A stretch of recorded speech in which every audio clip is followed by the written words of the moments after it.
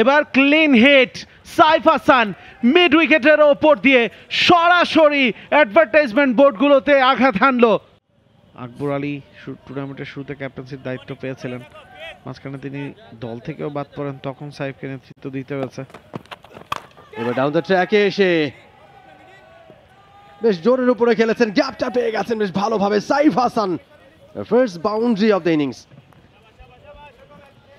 Nice feet movement down the. এবারে ব্যাটে বলে হয়েছে, গ্যাপটা পেয়ে গেছেন বেশ ভালোভাবে, বল চলে যাচ্ছে সীমানার দিকে, সাইফ হাসানের ব্যাটে দারুণ একটা চারের মার।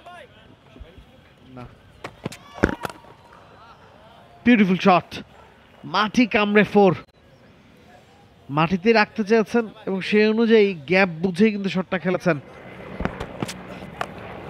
এবার শট অফ লেংথ, আবারও ব্যাট চালিয়েছেন, ব্যাটে বলে হয়েছে এবং বল চলে যাচ্ছে সীমানার বাইরে, আরো একটা চারের মার। ওয়ালটন আবারও মিলিয়নিয়ার অফারে ওয়ালটন ফ্রিজ কিনে আপনিও হয়ে যেতে পারেন millionaire.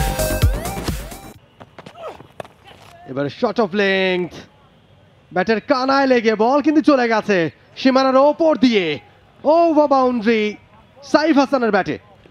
Big shot from Saif, intentional ছিল না, তবে এ ধরনের শট বলে আপনি ব্যাট চালালে টপেজ হয়ে গেলে ছয় যে হতে পারে সেটা সাইফের জানা ছিল, সে কারণে সজোরে চালিয়েছেন এবং সেটাই হয়েছে। ব্যাটের টপেজে বল চলে গেছে একেবারে সীমানার বাইরে। ইটস 6 এবং একই সাথে 50 রানের গড্ডি পেরিয়েছে লেজেন্ডস অফ রূপগঞ্জ। 93 রানের টার্গেটে তারা ব্যাট করছে, less than 40 runs needed, 39 exactly. কত ওভারের মধ্যে শেষ হবে রহন ভাই খেলাটা, কি মনে করছেন? শুরু করে 13-14। এবার clean hit, Saif Hasan mid উইকেটের ওপর দিয়ে সরাসরি অ্যাডভার্টাইজমেন্ট বোর্ডগুলোতে আঘাত হানলো।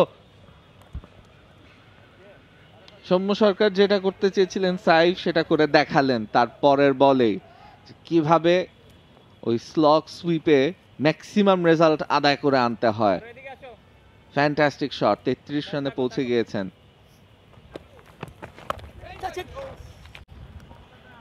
স্লগ সুইপ, গ্যাপটা পেয়েছেন ওখানে, রিভার্স ইনফ্যাক্ট সাইফ হাসানের কাছ থেকে। ইনফ্যাক্ট প্লেয়ার ধার করে খেলতে হচ্ছে, তৌফিক খান তুষারকে নিয়ে আসতে হয়েছে লেজেন্ডস অফ রূপগঞ্জের ডেরা থেকে।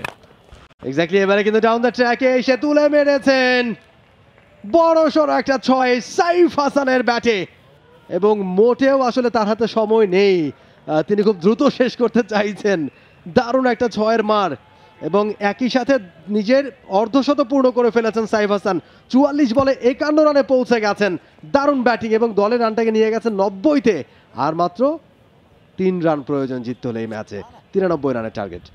এবারে সিজনে নিজের তৃতীয় 50টা করলেন আবু হায়দার রনি। তাকে দেখা মাত্রই হয়তোবা তিনি ভাবছিলেন যে পেস বল যেহেতু আমি অ্যাটাক করব।